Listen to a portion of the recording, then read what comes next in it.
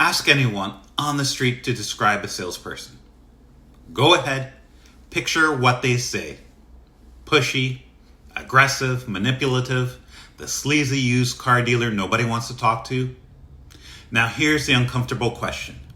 Is that image living somewhere in your head too?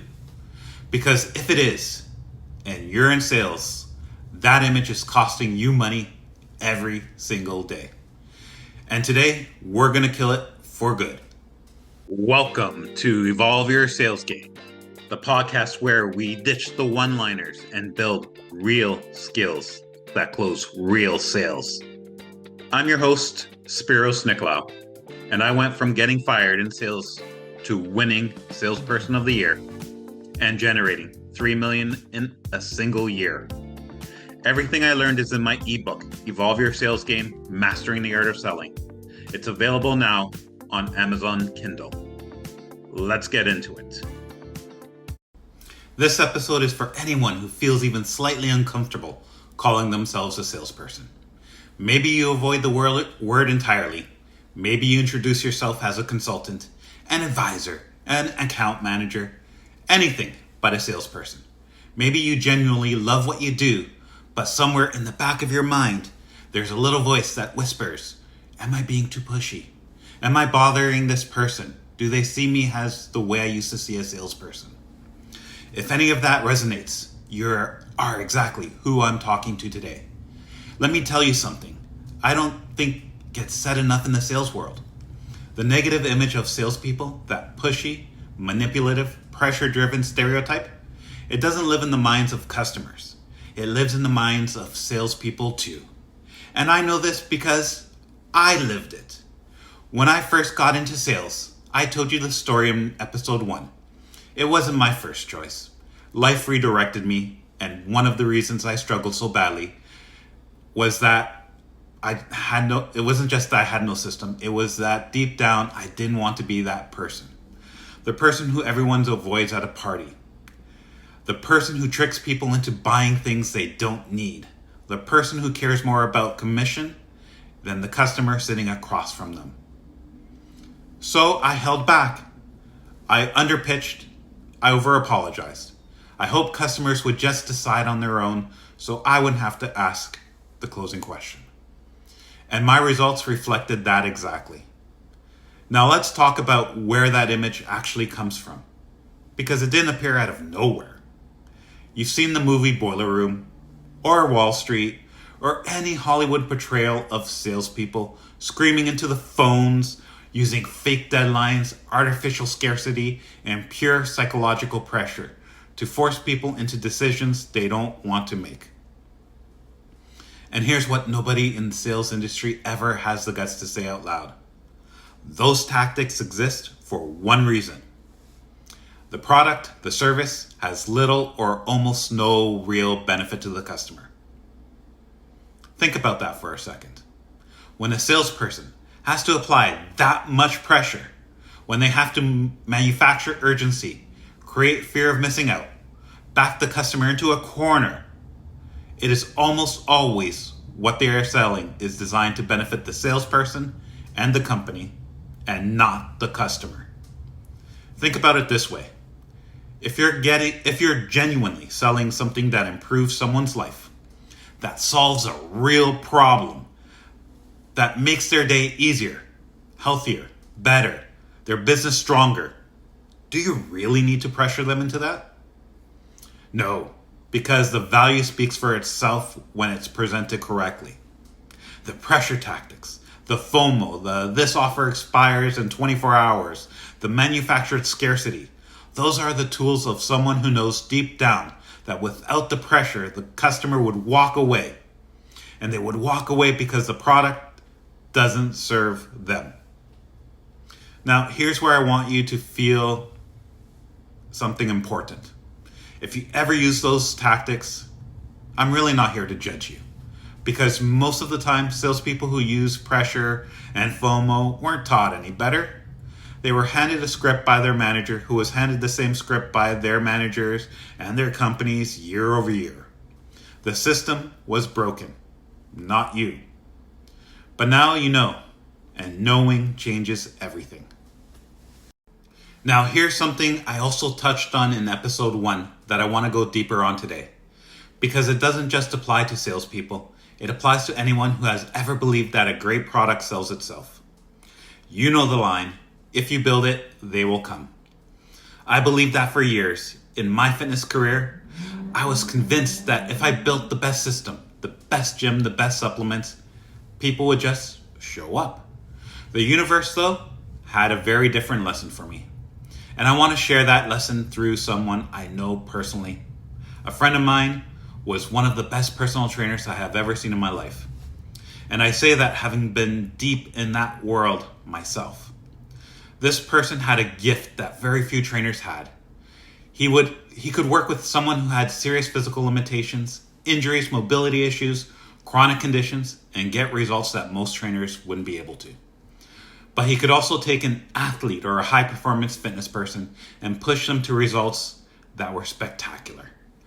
The range of what he could do was so extraordinary that gyms loved him, clients who trained with him were fanatics about him, but here was the problem. He couldn't sell. He couldn't sell his own programs, he couldn't attract his own clients, and even the gyms that loved him, they could never send him enough clients for him to actually make a living. So eventually he quit. One of the most gifted personal trainers I've ever known, out of the fitness industry, and now working in IT. And that is a genuine loss, not just for him, for every person he could have helped, but never got the chance to. And all because the best product in the room had no sales behind it. And this is not just a story of one person.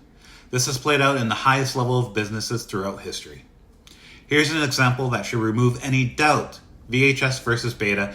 And yes, I know, I'm dating myself with this example. But just hear me out. Back in the early days of home video, there were two competing formats, VHS and Betamax. By almost every technical measure, Beta was the superior product, better picture quality, better sound. But VHS won, completely and decisively. Beta was first to go, and VHS dominated for decades. And here's why. Because VHS was distributed better, marketed better, sold better. The better product lost because the inferior product had better salespeople and a better sales strategy behind it. One story is a personal story, the other story is a multi-million-dollar story. The lessons, though, are identical. The best product on the market is not always the one people are buying. The one with the best salespeople behind it, that's the one winning. So here's the reframe I want you to carry with you from this episode forward. You're not a pushy salesperson. You're a problem solver who helps people make confident decisions. Because here's the reality of what a skilled salesperson actually does every single day. Customers are overwhelmed.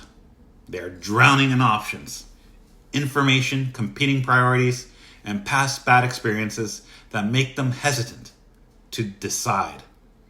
And a great salesperson cuts through all that noise.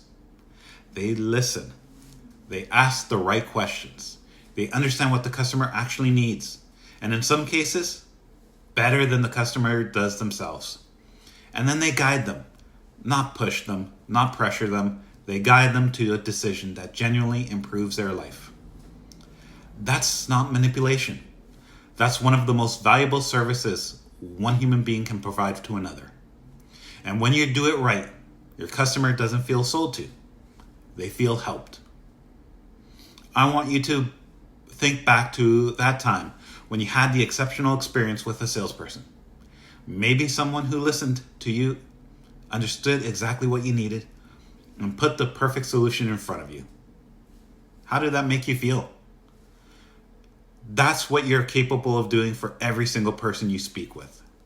That is the identity of a salesperson I'm going to help you become on this show. Now, I want to make this practical for a second, because this isn't just some motivational speech. Your self-image as a salesperson has a direct, measurable impact on your results. Here's how it shows up. When you see yourself as that sleazy used car dealer, even subconsciously. You hold back during the close. You under-ask, you over-explain, you give the customers an easy out because some part of you feels like you don't deserve the sale. I've watched this happen to so many salespeople throughout my career. They know the product cold, they build great rapport, and then right at the moment of the close, they flinch. And the customer, they feel that flinch also, because customers are perceptive. If you don't fully believe you're offering them something valuable, why would they believe it too? Confidence is your identity as a salesperson. It's not arrogance. It's the foundation of everything else we build on. The skills we're going to build together on this show, the DISC personality system, the 3 pillars, closing techniques, and all the other tools, none of them will work at full power until this foundation is solid. This is why episode 2 comes before all of that. This is the core of chapter 1 of Evolve Your Sales Game, Redefining Sales Success. And I want to be clear about something. I didn't write that chapter because it sounded good. I wrote it because it took me years to make this shift myself. And I've watched it transform other salespeople faster than any technique I've ever taught them. The book goes even deeper on this. It's on Amazon Kindle right now, and the link is going to be in the show notes. So here are your action steps for episode 2. 2 things today, not this week. First, say this out loud right now. I am not a pushy salesperson. I'm a problem solver who helps people make confident decisions. Write it down. Put it somewhere where you'll see it before every single shift. On your phone lock screen, on a sticky note on your monitor, in your car before you walk into work. This identity work, and the identity is the foundation of everything we build together on this show. Second, write down 3 specific ways your product and service genuinely improves your customer's life. Not the features, not the price point, not what makes it better than the competition. 3 ways it makes your customer's life easier, better, healthier, stronger, or more successful. Because if you can't answer that question clearly, that's where we're going to have to start. And if you can answer it, that list becomes the foundation of everything you say to every customer from this point forward. We're going to go much deeper on this in the future episode when we talk about understanding your customers' why and their motivations for buying. But start here. Start with your why for what you sell. Now in the next episode, we're going to go one level deeper. We're going to talk about the one financial principle that makes sales, when done right, the single greatest career path for anyone who wants to take control of their income. With no income caps, no trading time for money, just a principle that once you understand it, you will never look at sales career in the same way again. That's episode 3, and it's coming up. And that's a wrap on today's episode. If this helped you, share it with one person on your team. That's how we grow this community. My ebook, Evolve Your Sales Game, is on Amazon Kindle right now. Search Spyros Nicolaou or grab the link in the show notes. Follow the show on Instagram at Evolve Your Sales Game for the visual content that goes with some episodes. And remember, you've got this.